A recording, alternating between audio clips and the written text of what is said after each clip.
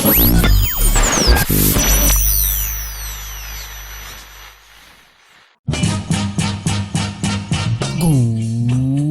morning everybody! Soyez les bienvenus dans l'émission du Zizi Sexuel, car comme promis, je vous ai préparé une petite chronique sexo. Petite car actuellement j'ai un petit peu de mal à tout gérer entre le boulot, Marmottine et Michel et les podcasts. Ah, ça sent le déclin les amis. Oh si, je le sens bien. Je sais que vous êtes toutes et tous extrêmement bienveillants à mon égard et que vous me pardonnez certaines facilités, les erreurs et autres fautes de goût. Et je vous en serai éternellement reconnaissant. Mais ça sent quand même un peu le sapin tout ça. La rubrique du mercredi a connu ses moments de grâce, et pour terminer en beauté, je tente quelque chose. Une nouvelle façon de monter l'émission, plus rapide, et je vais essayer de vous raconter un truc que pour une fois, je n'ai pas pompé à Maya Mazorette. Car la semaine dernière, j'ai participé à mon premier colloque sur la vie sexuelle et affective. Faut que je vous raconte ça.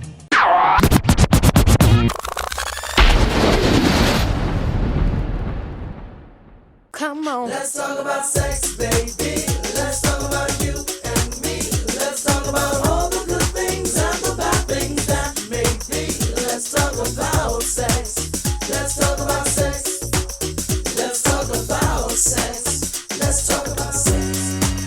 Let's talk about sex. Ce colloque a été organisé par ma chère collègue la baronne de Samoury, aidée de quelques mais solides petits bras. Évidemment, comme nous travaillons dans le domaine tendance de l'autisme, ça a parlé un peu de cul, un peu d'amour et surtout d'autisme et de handicap. Je n'ai pas personnellement beaucoup d'expérience en institution sur les problématiques de zizi pampan entre personnes en situation de handicap ou avec des troubles psy. Ce qui, en y pensant, après 10 ans de carrière, me questionne un peu. À mon autre boulot, où l'on reçoit des ados et des jeunes adultes en thérapie avec toutes sortes de problèmes psy ou de souffrances, mes collègues thérapeutes ne rapportent pas ou peu de questions des jeunes sur la découverte de leur sexualité. Peut-être n'ont-ils rien à en dire, peut-être que les jeunes ne leur parlent pas, ou tout simplement que je n'écoute pas ce qu'ils racontent parce que globalement ça ne m'intéresse pas. C'est aussi une possibilité. Non, je plaisante, dès que ça parle de cul, je suis étonnamment extrêmement attentif. C'est un peu surprenant car je suis entouré de psychanalystes et Freud disait que tout est sexuel. Bon, dit comme ça ne veut pas dire grand-chose, mais quand même, on aborde peu en équipe les questionnements des ados concernant la vie sexuelle et affective. Même quand on parle de la question du genre, je trouve que la majorité de mes collègues n'ont pas l'air d'y paner grand-chose. Plus étonnant, on a eu pour la première fois depuis que je bosse dans ce lieu de consultation, une demande d'une jeune née fille mais qui se présente comme un jeune homme. Pour le dire autrement, c'est le premier jeune qui pose dès l'inscription au centre la question de son identité de genre en 10 ans de carrière. C'est ouf, non? Dans cette partie de mon boulot, soit on parle de maltraitance sexuelle, d'enfants abusés ou agressés qui sont orientés pour parler de leur traumatisme, ce qui, cela dit en passant, est une énorme connerie des professionnels qui les accompagnent. C'est souvent une connerie car tous les adultes qui entourent ces pauvres gamins sont obsédés par le traumatisme et ne pensent plus qu'à ça. Pas facile pour les enfants de se reconstruire autrement quand tout le monde se focalise sur votre traumatisme et filtre tous vos comportements à la lumière de l'abus, avec les meilleures intentions du monde en plus. Je vous passe les comportements sexuels problématiques et la prostitution des gamins et des gamines dans les institutions voisines. Ah, c'est véritablement dramatique. Mais pour revenir à ce colloque, il faut saluer l'initiative de parler de sexualité, de sensualité, d'amour et de handicap. Vous êtes à la pointe de la modernité, mais en 2021, la personne en situation de handicap n'a pas exactement la même liberté pour jouer avec son corps, seul ou avec celui des autres. Pourtant, la santé sexuelle est un thème international défendu par l'OMS.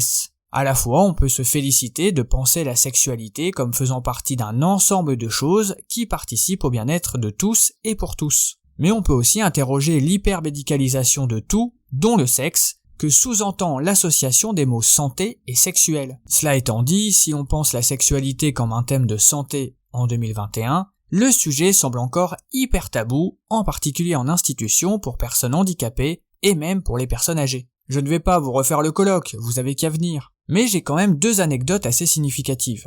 L'un des intervenants raconte, à la pause clope, c'est là que tout se passe, que lorsqu'il a informé sa direction de sa participation au colloque, elle s'est littéralement liquéfiée. Comme s'il y avait un impensable en tant que soignant à parler de sexualité publiquement. Comme si ce n'était pas faisable. Parler de cul comme un indicible. Il explique que sa directrice s'est enfoncée. Oh là là non, elle ne s'est rien enfoncé dedans elle, je vous rassure. Elle s'est tassée dans son gros fauteuil de cuir, peut-être pour essayer de s'effacer face à cette information, somme toute assez banale, et pourtant certainement choquante. « Mais qu'est-ce qu'il va dire mon salarié ?» et nous sommes toujours en 2021. C'est déprimant. L'autre intervenant a expliqué en présence d'une maman comment gérer la pulsion masturbatoire d'un jeune autiste déficient qui n'arrivait pas à se contrôler et surtout qui n'arrivait pas à se faire jouir. Il a fallu lui apprendre les solutions pour qu'il arrête de se tripoter en public et surtout lui apprendre à se masturber correctement. Vous le savez peut-être ou pas, il y a beaucoup de choses qui ne sont pas innées chez les autistes. Il faut leur apprendre, leur montrer concrètement ce qu'il faut faire.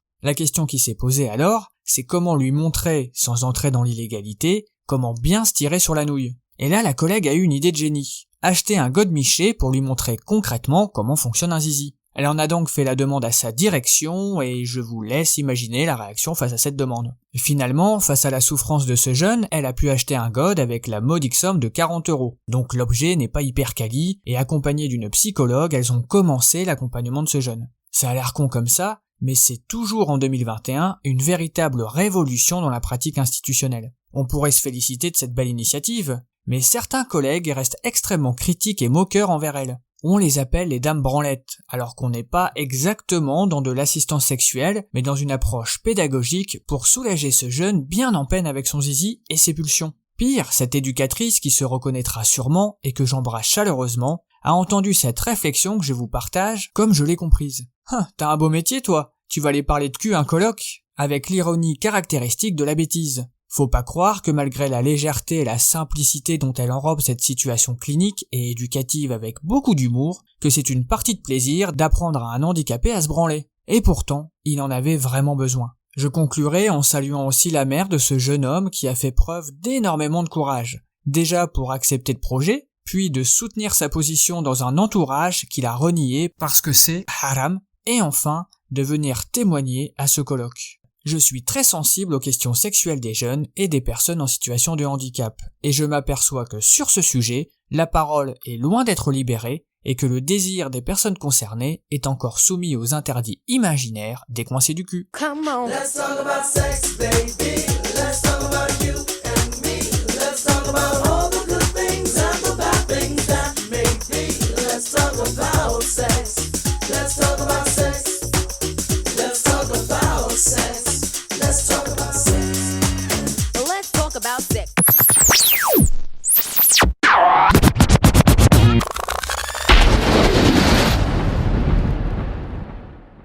Et parce que je sais que vous aimez bien la musique, je vous mets quand même une petite chanson. More music. We need to warn people.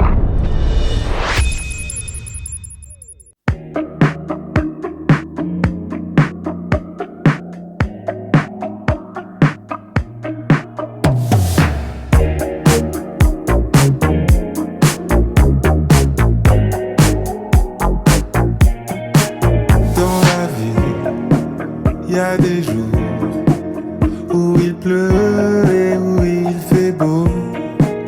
Mon amour, on va tous mourir demain. Il y aura du soleil et de l'orage, c'est sauvage. Il y aura du vent, ce sera trop facile. Il y aura du soleil et de l'orage, c'est sauvage. Il y aura du vent, ce sera trop facile. Mais quelle surprise, tu tiens sur le fil. T'es plus sûr de vivre, faut pas que t'angoisses. N'aie pas peur du vide, faut que tu fasses le vide pour courir le risque normal. Si le vent te décourage, si le temps devient court, tu verras des vrais tours de magie. Du soleil dans l'orage, la chaleur qui t'étouffe, la maladie s'essouffle. On y est. Il y aura du soleil et de l'orage, c'est sauvage.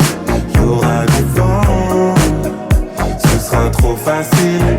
Il y aura du soleil et de l'orage, c'est sauvage. Il y aura du vent, ce sera trop facile. Ce qu'il faut que tu évites, y'a que toi qui le sais. C'est pas si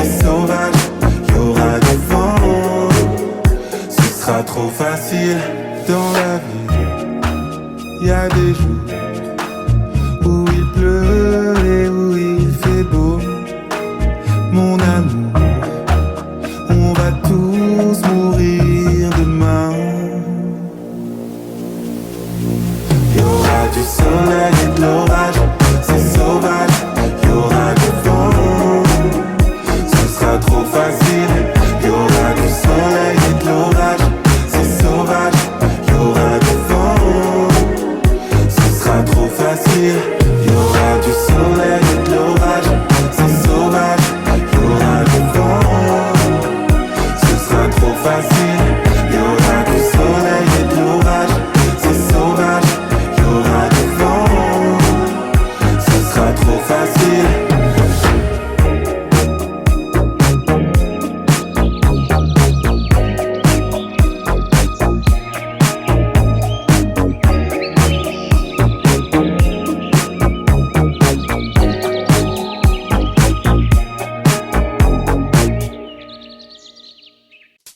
Et c'est ainsi que s'achève l'épisode 112 consacré au cucu, au zizi, au techa et tout ce qui peut faire du bien de cette saison du podcast. Là je vous l'ai dit lundi, mais je pense que Michel va vraiment pas tarder et je ne vais pas pouvoir continuer sur le même rythme.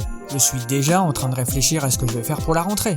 Je ne pense pas que je vais lâcher le morceau comme ça. En tout cas, cette chronique m'a permis d'apprendre beaucoup de choses et de m'ouvrir encore un peu plus à ces questions de la sexualité grâce à Maya Mazorette, que je vous invite à lire si vous êtes curieux, et dans les échanges que ça a pu susciter avec les uns les autres.